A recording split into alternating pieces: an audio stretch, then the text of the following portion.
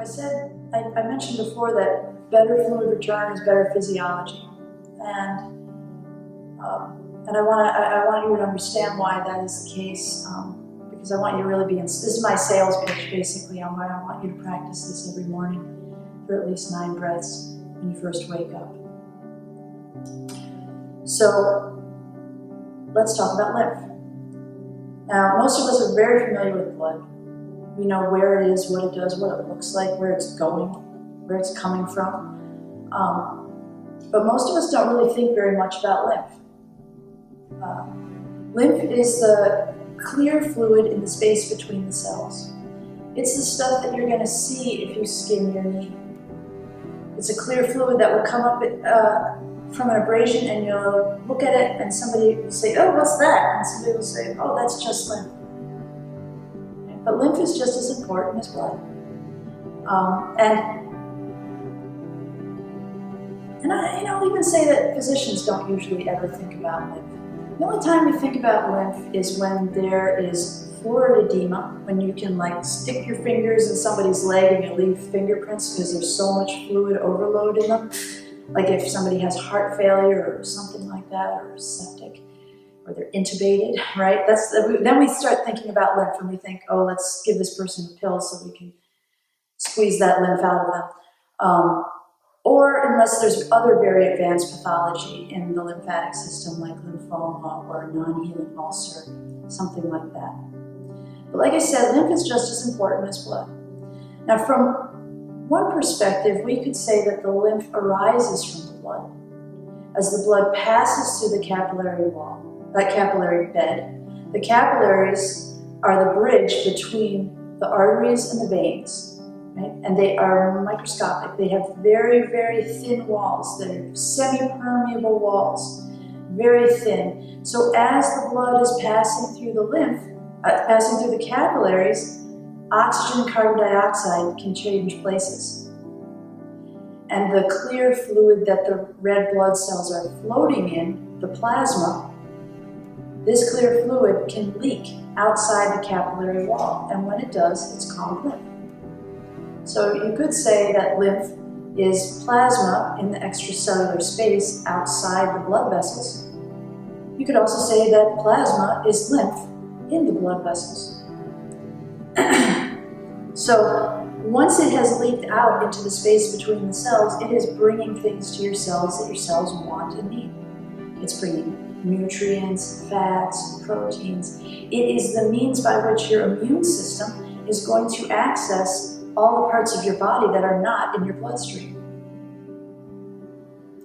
So the longer this lymph, so once it's leaked out of the capillaries into the space between the cells, the longer it stays in this space between the cells, the more it becomes depleted in the things the cells want, because the cells are taking it up and using it, right? And simultaneously, it becomes increasingly concentrated in things your cells are trying to get rid of, like a metabolic waste product, or cell poop, if you will. Right? So if this cell poop accumulates in the space outside the cell, it's going to become harder for your cells to get rid of waste products. Because now your cells have to fight a concentration gradient.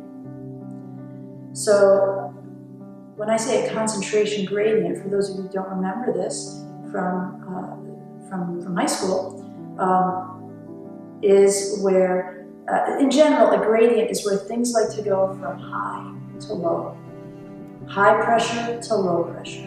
If you open the door in winter, the heat from the house, the high temperature from the house is going to rush out the door into the cold. High goes to low. The ball will roll down the hill. It doesn't spontaneously roll up the hill. The high pressure will flow into the lower pressure area. High always goes to low. The same is true with concentration. If I drop a little bit of salt in a cup of water, it's going to spread out through the entire solution so that we have the lowest concentration throughout. That's the downhill motion. So when the concentration of waste, right, your cells are producing waste. All the reactions are producing waste. When that waste is accumulating in the extracellular space, it's harder for the cells to move waste product out. And they're either going to have to use more energy, which is your energy, to do that, or waste can accumulate inside the cell membrane itself. And if it does, now you've created a concentration gradient inside your cells that is pushing backwards on your biochemistry, on your metabolism, your reactions of life, slowing down your metabolism. Nobody needs that, right?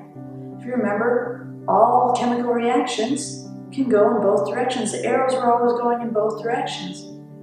And they go in one direction or another dependent on the conditions of the reactions. What's happening, the temperature, the pressure, the concentration.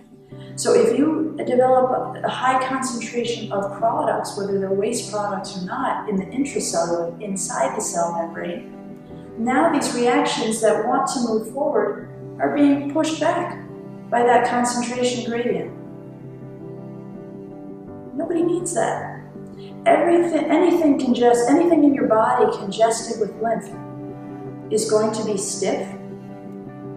Like a plant stem is stiff when it's full of fluid, right? Which is great if you're a plant stem. It's not so great if you're human tissue stuffed with poopy lymphatic fluid.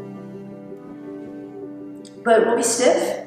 It will probably be painful, or at least tender, and it will always be devitalized. You will always have a concentration gradient in your intracellular space that is pushing backwards on your vitality, pushing back on your life, on the reactions of your life. So it's very important to clear this extracellular fluid from the extracellular space. And the main thing that does that is your thoracic diaphragm. So through this skeletal muscle, you actually have a direct handle on your physiology. And that is something to celebrate.